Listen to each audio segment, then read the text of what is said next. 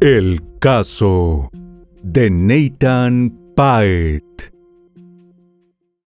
Las huellas, los rastros, los indicios y las evidencias ayudan a los investigadores a resolver los crímenes.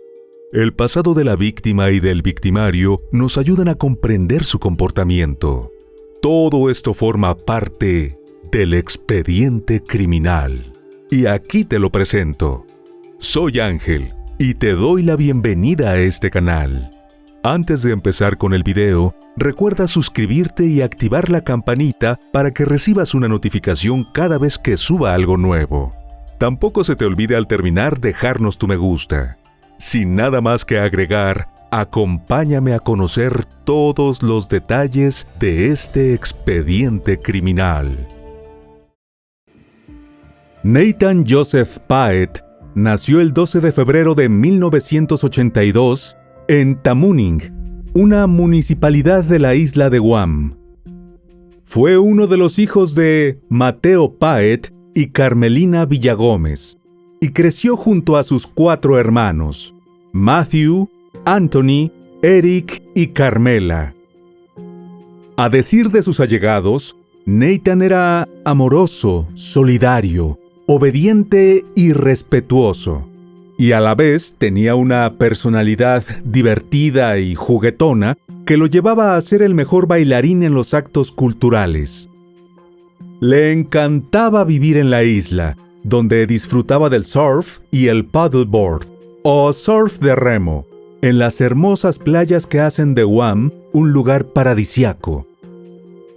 Siendo adolescente, conoció a Michelle, el gran amor de su vida, de quien se hizo novio cuando ambos transitaban la escuela secundaria, y poco después concibieron a su primer hijo. Guam pertenece a los Estados Unidos y tiene la figura de territorio no incorporado, es decir que está bajo su soberanía, pero fuera del territorio. Esa pertenencia permitió que, en abril de 2002, Nathan se uniera a la Fuerza Aérea de los Estados Unidos. Entonces la pareja se mantuvo unida a pesar de la distancia y las responsabilidades de Nathan con su país. Su primera asignación fue en la base de la Fuerza Aérea Elmendorf, en Alaska, como miembro del equipo de apoyo de armamento de aviones F-15C. Posteriormente, en 2006, se trasladó a la base Davis-Monthan en Arizona, donde sirvió como jefe de equipo de carga de armas para los aviones de ataque terrestre A-10 Thunderbolt en el escuadrón de cazas. Ese mismo año se casó con Michelle, su primera y única novia, ya que para entonces había nacido su segundo hijo, por lo que la unión formalizó la constitución de la hermosa familia. En el transcurso de 2007, quiso adquirir nuevos conocimientos para darle un giro a su carrera, e inició su formación en el área de preparación logística y gestión de materiales. Posteriormente se trasladó a la base aérea Nellis, donde se desempeñó como supervisor de entrada del Escuadrón 99, y ese mismo año alcanzó el grado de suboficial adjunto, a cargo de la sección de suministros para mantenimiento de aeronaves de ataque del escuadrón. Nathan combatió en la guerra de Irak, y quienes estuvieron cerca de él lo describieron como un hombre que trabajaba muy duro, servía lealmente a su país y estaba orgulloso de llevar su uniforme. A su regreso fue asignado a una base en Las Vegas, y él lo aceptó con beneplácito. Pero además de su carrera militar, su familia representaba todo su mundo. Ya para ese momento eran un clan de 6, y él amaba profundamente tanto a su esposa como a sus 4 hijos, Deinon, Nyara, Draysin y Davin, cuyas edades estaban comprendidas entre los 9 y los 2 años. Cuando se aproximaba su cumpleaños número 28, el sargento era técnico de la sección de suministro de los aviones F-15. Estaba asignado al Escuadrón de Mantenimiento de Aeronaves número 757, entrenaba al equipo de niños de T-Ball de los Dodgers y además, para ganar algo de dinero extra, trabajaba en el turno de la noche.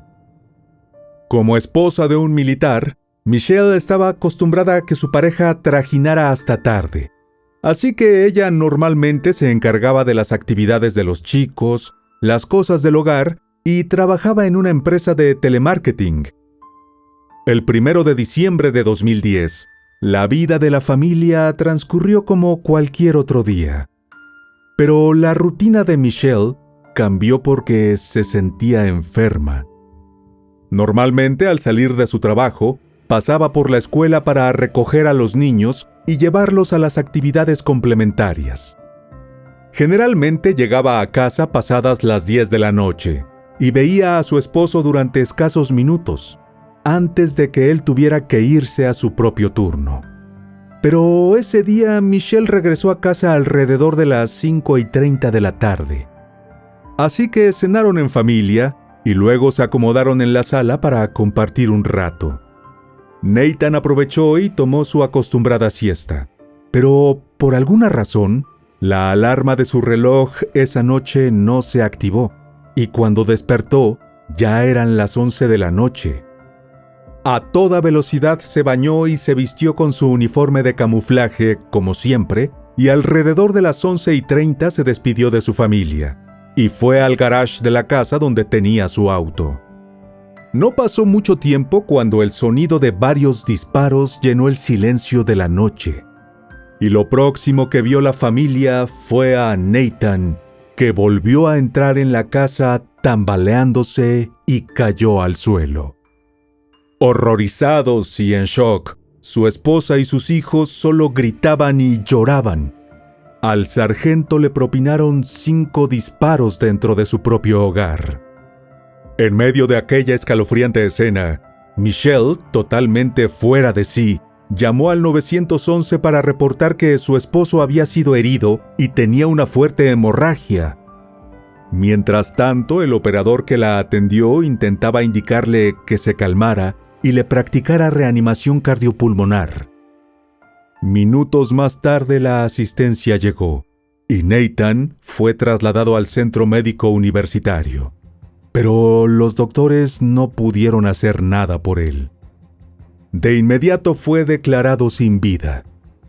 El detective Todd Williams, de la Policía Metropolitana de Las Vegas, fue el primero en llegar a la casa, en el suroeste del Valle de Las Vegas. La puerta del garage estaba abierta, y a simple vista se podía ver una gran cantidad de manchas rojizas entre el piso, las paredes, alrededor de un banco de pesas que Nathan usaba para ejercitarse e incluso en el interior del vehículo. Dentro de la casa, parte del uniforme militar, manchado casi totalmente de rojo, estaba tirado en el piso, donde fue dejado por los paramédicos que atendieron la emergencia. Según relató en una entrevista posterior, el detective Todd quedó sorprendido por cómo un crimen tan violento pudo haber ocurrido en un tranquilo vecindario suburbano, que hasta ese día era considerado muy seguro. Además, estaba profundamente impactado de que la víctima fuera un militar de los Estados Unidos. Al veterano de guerra le arrebataron la vida a sangre fría, y sus seres queridos quedaron atónitos ante un hecho que no tenía ninguna lógica.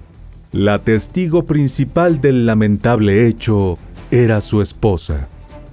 En sus primeras declaraciones, Michelle le contó a la detective Laura Anderson las últimas horas de Nathan y describió cómo el día había sido diferente a la rutina normal que tenían como familia. Señaló que cuando su esposo salió de la casa, ella escuchó 2 golpes, pero no se asomó porque el ruido asustó a sus hijos. Luego lo vio ingresar malherido. En la escena del crimen, la policía encontró las llaves y la cartera de la víctima. Además, todas sus pertenencias, tanto en el auto como en el garage, estaban intactas, lo cual llevó a los investigadores a descartar de inmediato la hipótesis de un robo que salió mal. Lo que sí tenían claro los detectives era que por la trayectoria de las balas encontradas en la escena, Nathan era el objetivo. Creyeron que él o los agresores conocían su horario y sus rutinas, y posiblemente estaban esperando al otro lado de la calle, junto a 2 casas vacías del vecindario. Se plantearon la posibilidad de que el sargento hubiera estado ocultando algún oscuro secreto, como deudas por apuestas, un prestamista al que le debía dinero o una situación de infidelidad hacia su esposa, y que ese sería el móvil para que algún criminal por encargo le quitara la vida. Sin embargo, las primeras pesquisas realizadas en su teléfono solo revelaron que Nathan era un hombre dedicado, que amaba a su familia. No había más que fotos de su esposa y sus hijos, y ninguna actividad sospechosa. Según la detective Laura, su celular les indicaba que era simplemente un buen tipo. Los detectives también conversaron con los testigos del vecindario. Algunos de ellos informaron haber visto un auto negro huyendo del lugar, justo después de que sonaran los disparos. Otros dijeron a la policía que vieron a un hombre con una sudadera con capucha, de color marrón o canela, que huía de la escena.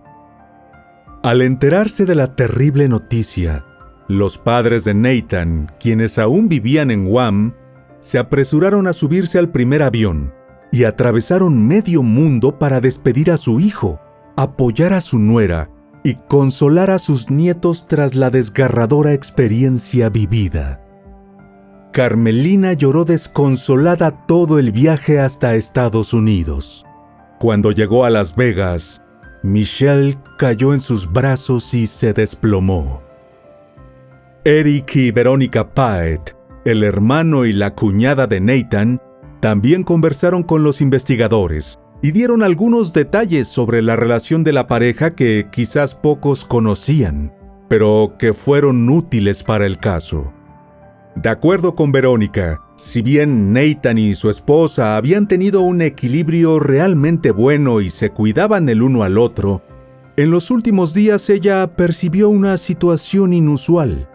De hecho, cuando las familias se reunieron para el Día de Acción de Gracias, poco antes del crimen, le dio la sensación de que había algo roto, como si solo se toleraran entre sí. Eric también notó una tensión entre la pareja y señales obvias de que estaban teniendo dificultades económicas, pues a diferencia de otros tiempos, últimamente la despensa y uno de los refrigeradores estaban casi vacíos. En un segundo interrogatorio con la esposa, mientras los investigadores seguían la pista del misterioso auto negro, Michelle admitió que estaban teniendo problemas económicos, por lo cual su esposo trabajaba jornadas dobles. También dijo que uno de sus compañeros de trabajo en la empresa de telemarketing conducía un automóvil con las mismas características del que fue visto el día del ataque, y aceptó que había fricciones en su matrimonio. Michelle también tuvo que reconocer, en vista de que los oficiales tenían datos reveladores acerca de su vida, que estuvo coqueteando con otros hombres en su lugar de trabajo. Las autoridades persiguieron la pista del auto y de un compañero de trabajo descrito por Michelle, y rápidamente surgió el nombre de Michael Rodríguez, un delincuente convicto de 31 años con antecedentes por falsificación y robo. Cuando la policía se puso en contacto con Michael, él aceptó ir a la estación y responder preguntas. Cuando le preguntaron si sentía algún tipo de atracción hacia la esposa del militar, lo negó rotundamente y, por supuesto, afirmó que no tenía ninguna relación con el crimen. Sin embargo, al analizar las comunicaciones, a los detectives les llamó la atención un extraño intercambio de mensajes de texto entre Michelle y Michael poco antes del atentado. Las notas hablaban sobre un supuesto contrato y hacían referencia a un cliente llamado Van Dyke. Pronto los investigadores sintieron que se trataba de una especie de código entre la pareja, refiriéndose al brutal crimen. A las 11:12 de la noche, Michael le envió un mensaje de texto a la esposa de Nathan, en la cual le decía que esperaba que se estuviera sintiendo mejor y que estaba a punto de terminar con el contrato de Van Dyke para la mañana, ya que era un dolor de cabeza. 2 minutos después, envió otro texto en el que le decía que si no se sentía con ganas, se lo hiciera saber y que se tomara unos días para descansar. Además, le agradeció por su ayuda. A las 11:19, Michelle respondió el mensaje diciendo que se había tomado su medicación y estaba durmiendo, pero que su esposo la acababa de despertar y estaba tratando de salir corriendo por la puerta.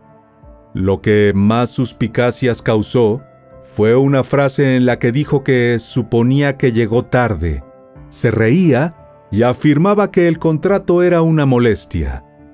Durante el interrogatorio, Michael insistió en afirmar que el día del crimen se encontraba cerca de las 9 de la noche en una conocida tienda departamental, donde conoció a una exestrella de videos de contenido adulto a quien le decían Shannon. Y como hubo química entre ellos, se fueron juntos y se registraron en el Hotel Estación Sunset, alrededor de las 11 para una aventura de un día. Sin pruebas suficientes para acusarlo y con una coartada que debían corroborar, los detectives dejaron libre al único sospechoso. Pronto surgió un elemento sorpresa.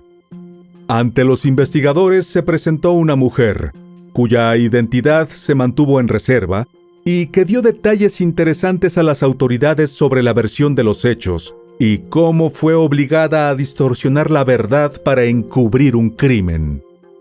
A la mujer, identificada con el apodo de Shannon, le ofrecieron que recibiría el 5% de los pocos miles de dólares que Michael ganaría por acabar con la vida del sargento de aviación.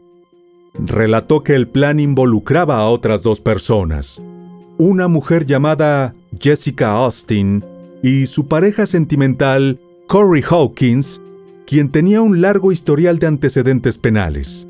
Corey había sido sentenciado en 1995 por robo y posesión de un vehículo robado, en 1996 por intento de hurto mayor, en el 2000 por robo con uso de arma mortal y en el 2006 fue acusado por uso fraudulento de una tarjeta de crédito.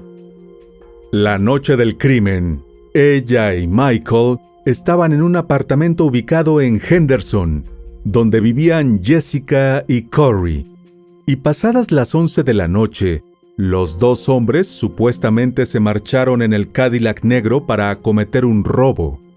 Shannon nunca se dio cuenta de que habían estado planeando llevar a cabo el crimen contra el militar, porque la novia de Corey solo le dijo que los hombres robarían a un traficante de heroína y necesitaban su ayuda para actuar como coartada. Mientras tanto, Jessica encendió una fogata en la chimenea del apartamento. Cuando los hombres regresaron, Shannon vio cómo quemaron la ropa que habían usado, destruyeron sus teléfonos celulares junto con el de ella, limpiaron con cloro y rociaron ambientador. Michael y Corey le dijeron que debía mentirle a la policía y corroborar la versión de que estuvo en el hotel. Esa misma noche, escuchó cómo el agresor de Nathan admitió haberle disparado, y fue cuando entendió que no era un robo, sino un crimen lo que habían cometido los 2 hombres. Posteriormente, cuando Shannon se enteró de la verdad sobre lo sucedido, decidió presentarse en la policía. Entre lágrimas, aseguró que tenía mucho miedo por su vida. Con esa información trascendental, los investigadores corroboraron los registros y las cámaras de vigilancia del Hotel Estación Sunset, los cuales efectivamente mostraban el ingreso de Michael y la mujer, pero 40 minutos después del crimen, y no a las 11 de la noche como estaba en la declaración del sospechoso. Horas más tarde, la policía ejecutó una orden de allanamiento en el apartamento de Jessica y Corey, donde encontraron guantes de látex azules, un ambientador comprado en una famosa tienda departamental de Estados Unidos y rastros de ropa quemada. Entonces, la esposa de Nathan fue sometida a un nuevo interrogatorio. en el cual admitió haber tenido un romance con Michael y agregó que fue él quien ideó el plan para quitarle la vida a su esposo y obtener su póliza de seguro de vida militar. Dijo que si bien ella en un principio lo había aceptado, luego se arrepintió y trató de sabotear los planes de su agresor y de su compañero. Al no desbloquear la camioneta de su esposo, tal como su amante se lo había ordenado, y apagar intencionalmente la alarma del despertador para que Nathan no saliera a su hora habitual. De acuerdo a su versión, que no fue creída por los investigadores, ella pensaba que cuando su esposo saliera, ya los dos hombres habrían abandonado el lugar y desistido del plan. Lamentablemente para Michelle, los mensajes de texto contaban la verdadera historia y probaban que ella había sido una participante activa en el crimen y en toda la conspiración previa. En medio de esa avalancha de información acerca de la implicación en los hechos de la única mujer a la que amó, llegó el momento de despedir a Nathan Pyatt. El martes 7 de diciembre, el sargento fue homenajeado en un servicio conmemorativo que se llevó a cabo en la capilla de la base de la Fuerza Aérea de Nellis, en Nevada. En el funeral privado estuvieron presentes sus padres, hermanos y compañeros de servicio. La gran ausente de la ceremonia fue su esposa Michelle. Nathan fue recordado como un aviador que sirvió a su país con orgullo y un hombre de familia. El teniente coronel Shane Henderson, comandante del escuadrón número 757 de mantenimiento de aeronaves, afirmó que la Fuerza Aérea era un mejor lugar gracias al servicio que Nathan prestó a su país.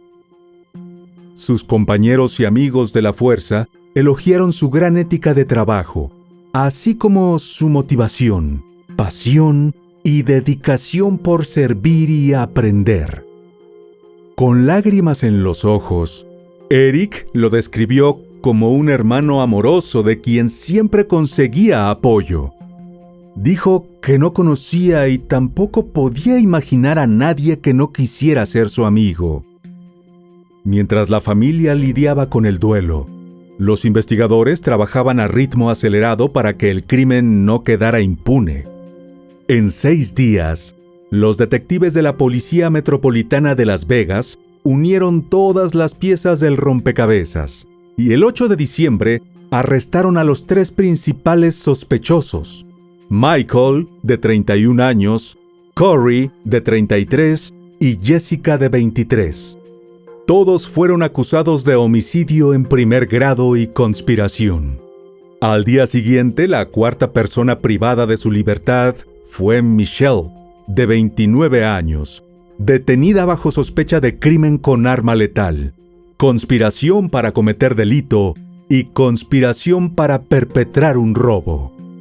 Según los informes del arresto, Michelle supuestamente confesó haber ayudado a planificar el crimen de su esposo. Admitió que ella y Michael mantuvieron una apasionada relación durante 6 meses y planeaban continuarla cuando Nathan ya no estuviera.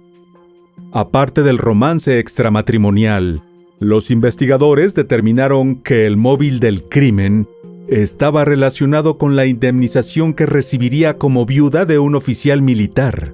Michelle obtendría $400,000 por el fallecimiento de su marido y $250,000 de otra póliza de seguro de vida de la que disponían. Ante las preguntas de los oficiales, confesó que comenzaron a hablar sobre deshacerse de Nathan por el dinero del seguro en octubre de 2010. El informe también decía que la noche del crimen, ella sabía que su amante y posiblemente otro sospechoso estaban esperando a que su esposo abriera la puerta del garage y saliera a su vehículo. Cuando vieron que Nathan no salía a la hora prevista, Michael comenzó a escribir. Michelle confesó que sus 2 últimos mensajes estaban codificados para avisarle que su marido llegaría tarde a la salida de la casa. La esposa de Nathan Declaró que habían discutido varios planes diferentes entre ella y el hombre con el que mantenía un amorío. Uno de ellos suponía que le dispararían dentro de su auto y luego llevarían el vehículo a un complejo de apartamentos donde lo abandonarían y lo cubrirían con una gran funda para el coche, con la cual ocultarían la presencia del cuerpo. Otro incluía retenerlo a la fuerza, vendarle los ojos y llevarlo hasta el desierto, infundiéndole miedo, tormento y dolor en el camino. Nathan no tenía ni idea de que su esposa le estaba siendo infiel, y mucho menos que planeaba acabar con su vida. Las horas de trabajo nocturnas le dieron a Michelle y Michael el escenario perfecto para llevar a cabo su malvado plan. La esposa del sargento fue detenida sin derecho a fianza e ingresó en el centro de detención del condado de Clark, donde quedó bajo vigilancia de la policía por riesgo de que pudiera atentar contra su vida. Los restos del sargento fueron trasladados a su país natal, y finalmente, el 15 de diciembre de ese mismo año, se realizó el velorio, con todos sus familiares y amigos. Las honras fúnebres tuvieron lugar en la iglesia católica de St. Francis, en Yona, y tal como correspondía a su destacada trayectoria militar, fue enterrado en el cementerio de veteranos de Guam. Un año después, el 4 de enero de 2011, las personas señaladas de haber cometido un crimen por encargo fueron acusadas formalmente. Durante sus comparecencias, el juez Douglas Herdon se aseguró de que a cada uno se le leyeran los cargos presentados por el gran jurado y de que todos tuvieran un representante legal. Michael tuvo 2 abogados, Yvette Maningo y Clark Patrick. La abogada de Michelle fue Christina Wildebelt. Jessica fue representada por Susan Burke y Corey por el defensor Daniel Bonin. En presencia del gran jurado, el juez Douglas, los fiscales y sus abogados, los 4 se declararon inocentes. Michelle, Michael, Corey y Jessica fueron acusados de homicidio con uso de un arma letal y conspiración para cometer el crimen y robo. Además, los 2 hombres también fueron inculpados de posesión de un arma de fuego por parte de un exconvicto. Ante el atroz crimen, los fiscales informaron al juez que el Comité de Revisión de la Pena Capital del Fiscal de Distrito se reuniría al día siguiente para decidir si solicitarían ese tipo de condena contra los acusados. El juez Douglas no pudo fijar la fecha del juicio, debido a que los 5 defensores plantearon que era preciso esperar a que los fiscales pidieran o no la pena capital. Lo cierto fue que el proceso tuvo un sinfín de demoras, y la justicia comenzó a llegar paulatinamente a partir de 2015. En septiembre de ese año, Michael Rodríguez llegó a un acuerdo para evitar la ejecución y se declaró culpable. Meses más tarde recibió cadena perpetua sin posibilidad de apelar ni de recibir libertad condicional. En octubre, en un tribunal de Las Vegas, Michelle enfrentó a la justicia, bajo la mirada de reproche y dolor de los padres de Nathan. Se derrumbó y entre sollozos dijo que lo sentía, que los amaba a ellos y a sus hijos, y esperaba que su condena fuera un cierre para la familia. Entonces se declaró culpable de conspiración para cometer crimen y de homicidio en primer grado con uso de un arma letal. Aunque sus crueles y mordaces mensajes de texto mostraban lo contrario, siguió sosteniendo que Michael la había convencido de llevar a cabo el crimen y que todo el plan se salió de control. Ese día se anunció que la sentencia sería pronunciada meses más tarde y que la acusada debía permanecer tras las rejas a la espera del dictamen judicial definitivo. Entretanto, se llevaron a cabo los procesos contra los otros implicados. En 2016, Corey Hawkins también admitió su culpabilidad a cambio de que se eliminara la posibilidad de la pena de muerte. Su abogada pidió clemencia y una oportunidad para que su cliente algún día pudiera obtener la libertad condicional. Pero esa solicitud fue denegada por el juez, quien consideró que el sujeto era un peligro para la sociedad y lo sentenció a cadena perpetua sin derecho a ningún beneficio. En cuanto a la exnovia de Corey, Jessica Austin, quien vivía en el apartamento donde se planificó el complot y se destruyeron evidencias, se declaró culpable de un delito grave de conspiración para cometer asesinato. No encontramos reseñas que documenten cuál fue la sentencia que recibió, y solo trascendió que se le había concedido el beneficio de arresto domiciliario. El momento más esperado de este caso se produjo el 3 de marzo de 2016, cuando Michelle compareció nuevamente ante el juez para recibir su sentencia y tuvo la última oportunidad de defenderse. Lloró durante la audiencia e incluso dijo que Nathan había sido un buen hombre. Reconoció haber cometido un gran error y que tomó una decisión muy mala.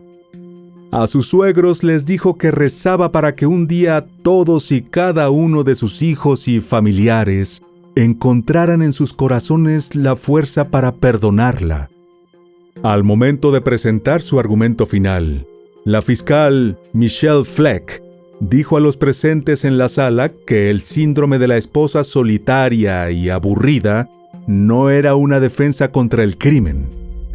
La calificó como una manzana venenosa que utilizó lágrimas, sexo y dinero para atraer a un criminal, mientras que en casa desempeñaba el papel de madre y esposa y exploraba al menos 4 formas de acabar con su marido. Por su parte, Christina, la abogada defensora, intentó pintar a Michael como un maestro manipulador que planeó el crimen solo, mientras que su representada no sabía que le iba a arrebatar la vida a su marido esa noche. Pese a sus palabras, el juez Douglas dijo que le resultaba difícil pensar en algo más siniestro o insidioso que las acciones de la acusada, y que ella tuvo mucho más participación en el crimen de su marido de lo que estaba dispuesta a admitir. Calificó el hecho de incomprensible y afirmó que no podía creer que Michelle hubiera seguido durmiendo al lado de su esposo por las noches, aún sabiendo que se enfrentaba a un fin innecesario. No daba crédito a que ella no hubiera podido detener el complot. En la audiencia, la madre de Nathan, que quedó como tutora legal de los 4 niños, afirmó que, como mujer de fe, decidió perdonarla, porque su alma claramente necesitaba el perdón. Pero lo que resultaba imperdonable era el daño a sus nietos. Señaló que el impacto que la violencia contra Nathan causó en sus hijos fue devastador. De acuerdo con Carmelina, los chicos, incluso después de recibir una terapia exhaustiva, se asustaban ante los ruidos fuertes y temían que su madre pudiera hacerles daño, tal como hizo a su propio padre.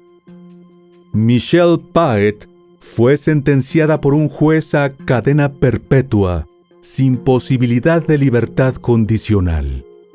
Pasará el resto de su vida en prisión mientras en su cabeza retumban las últimas palabras de la madre de Nathan, quien le dijo que no la odiaba, pero simplemente no merecía volver a ver un día libre por lo que le había hecho a sus propios hijos. Y bueno, querido oyente, hasta aquí el caso de hoy. Te espero en otra entrega para que juntos analicemos todos los detalles de los más terribles crímenes de la historia. Nos vemos hasta el otro expediente criminal. ¡Adiós!